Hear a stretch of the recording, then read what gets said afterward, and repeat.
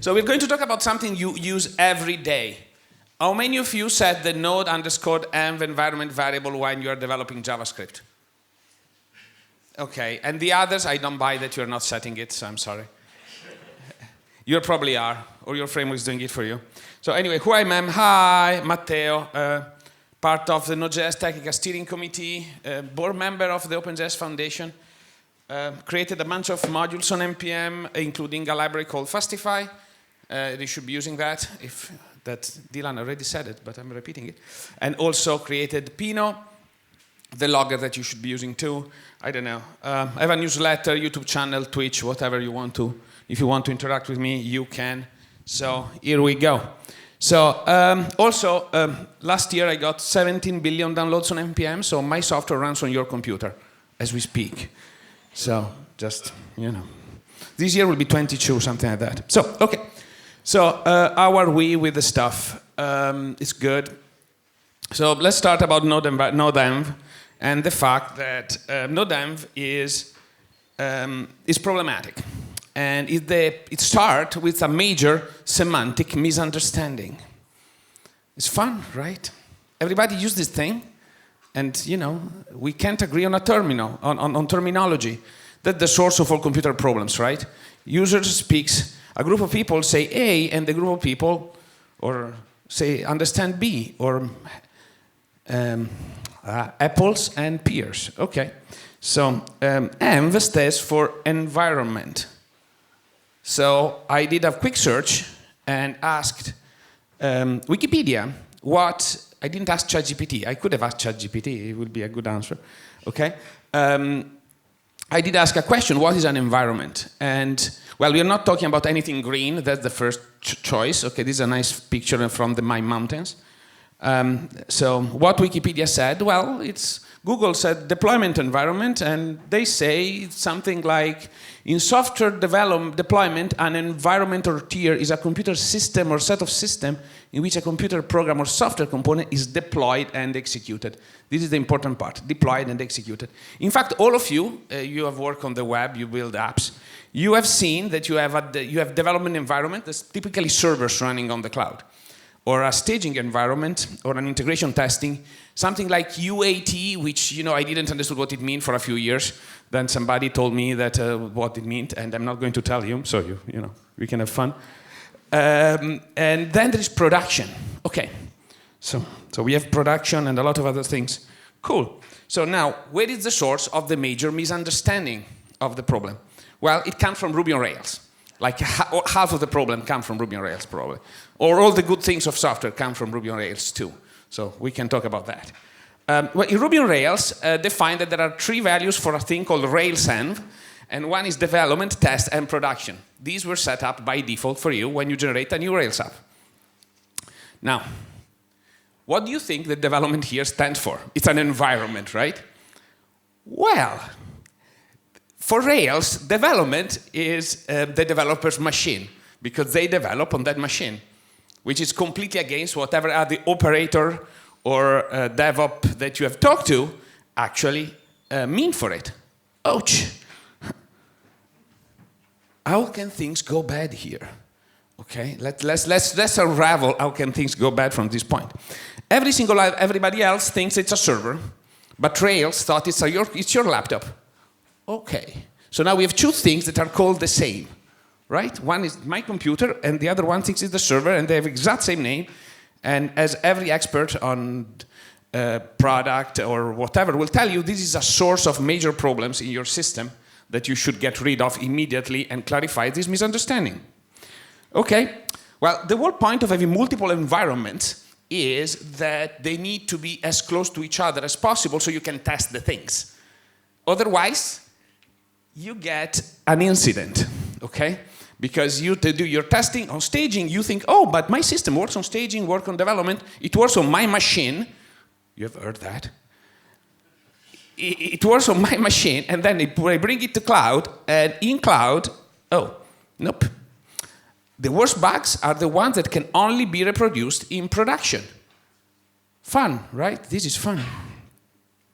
So, okay. Well, half of the node ecosystem and JavaScript ecosystem is polluted by this thing if process env, node env equals production. And inside there is code that only runs in production. How many of you have written this? Okay, so you see the point of the talk. Okay, now you know what is even worse than this? This. Because it's called production and it's called development, some people started thinking, oh, but now I can call node-env staging, okay? And now I have node-env equals staging, but half of the node modules in NPM, I have actually this. So my dependencies are using this to turn on features for production, but I am calling now staging my staging environment. Ouch. This is a total recipe for disaster, and I'm absolutely sorry. I've been in quite a few incident response teams related to this problem. Not nice, because you absolutely cannot debug it in anything but production. And therefore, it's a massive source of potential problems and things that can go really, really, really, really bad. So don't do it, okay? And if you're doing it, yes, consider changing this. So the only safe thing to do is to put node_env equals production on all your environments. If it's a server, node-env needs to be production, because a good chunk of libraries on NPM, I've decided that production means, oh, it's running on a server, and therefore, if I want to have my staging environment equals to my production environment, node-env has to be production. A complete, total misunderstanding of what the thing means, okay? But that's where the world we live in. So, I need to put some carbonara in there, so. Okay, so where did node-env come from? Because that's the fun part, right? Where did it come from? Does it come from? So, first thing, Node Core has no concept of node-env. Node Core does not do anything specific about node-env, but it's called node-env. If it's called node-env, why Node Core does not react anything about node-env? Well, for the reason that I just said before, it's a bad idea, okay? Don't do it. So this is a completely only a user-land concern. Okay, well, first I thought it was Express problem. A good chunk of my life right now is dealing with problems with Express.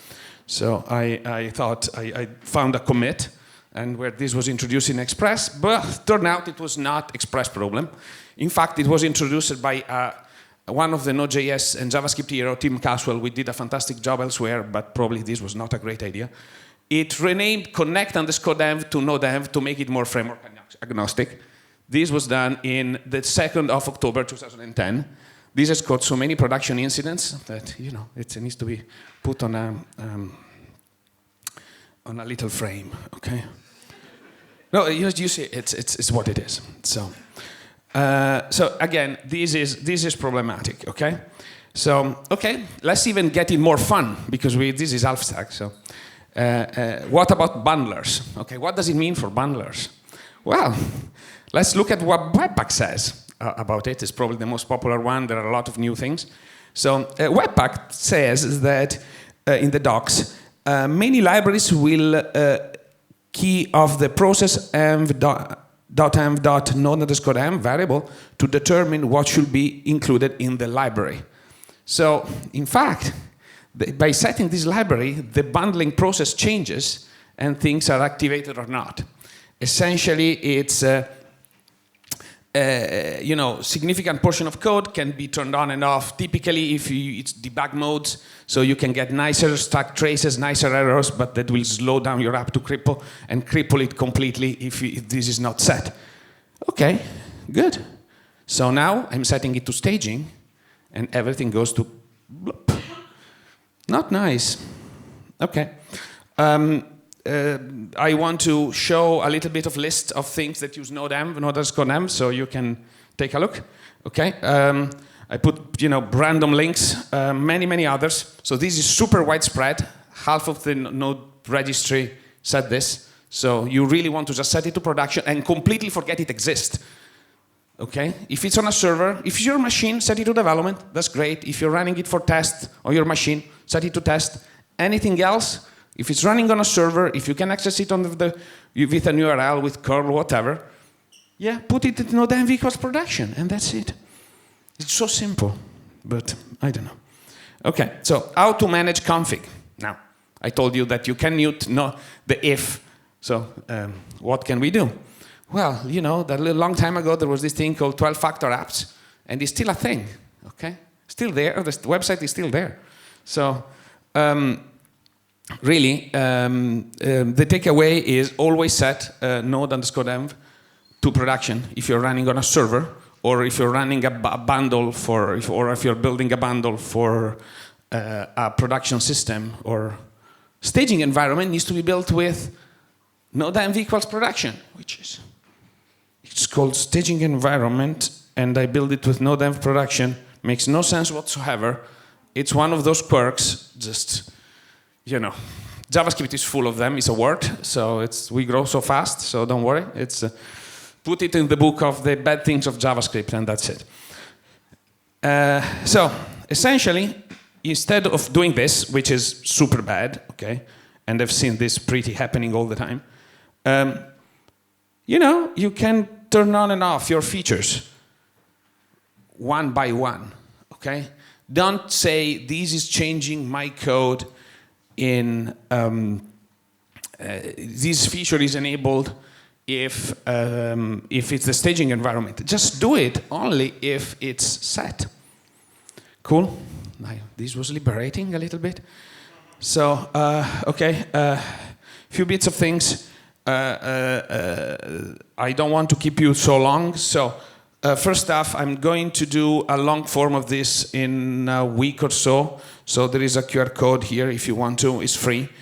But again, you get to put your email address, so that's what you're paying for it, just so that you are aware.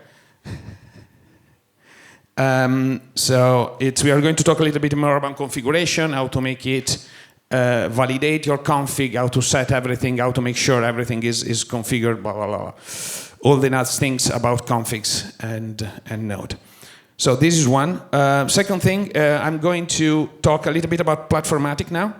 My company, hey, I am a co-founder of this, so I just needed to put 3 slides, I'm so sorry. So we do backend APIs. We also have a nice client that you can use to interact between your services. So with type safety, and all the things that you want to. In fact, what we do, we help move from A to B very fast.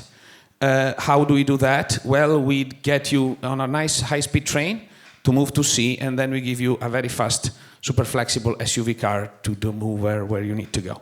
So really, we want to help developers get rid of all the undifferentiated heavy lifting of building Node.js apps. Going to do a little bit of a demo on, you know, a way to handle environment variables and config files, just so that you can see what I mean, and it might be fun. So instead of relying on the complex node-env, we can do, for example, we can create a new Platformatic app very quickly. And here we go, here, and yes, no, because I have no time to do all the TypeScript stuff, okay, and here we go. So, and yeah, so now, very simple, how does all this work? You have, in your file, so, just a second, okay, and, okay, so, in your files, you probably have, in your directory, you probably want to use a .env file. You were to store your files, your directories. If you're not using .env, you probably should. Are you using .env? Yeah, maybe. You always keep a .env sample in your folder with default values, and then you move the .env elsewhere. Cool. Okay, so from here.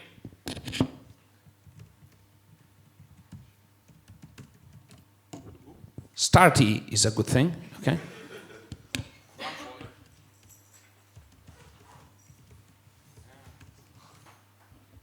Okay, so we can start this. And this is some APIs that returns a value, very simple and low-word thingy. And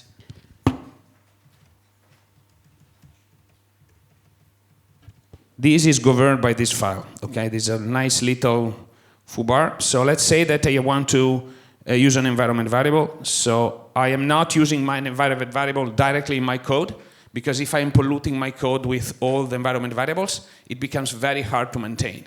So I want to keep all the logic for my environment variables in a single place.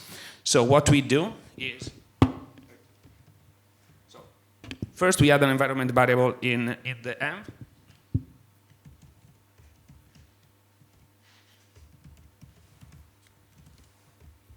Then we edit our config file.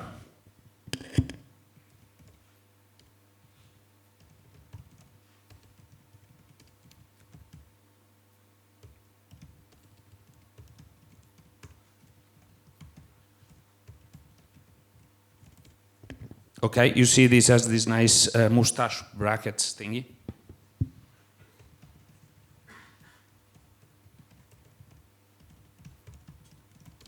And now we can just use it as the option in my plugin. It's all automatically connected. So I have, if all things work correctly, things has auto-restarted, and now it's hello half stack here.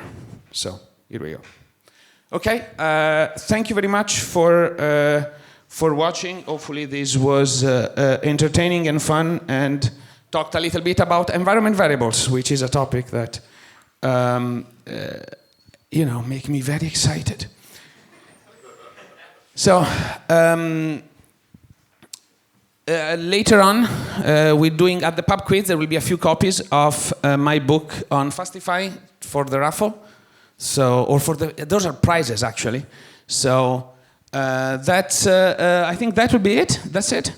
And thank you very much for listening to my ramble. And hopefully I show you a little bit of node history and show you where node env comes from.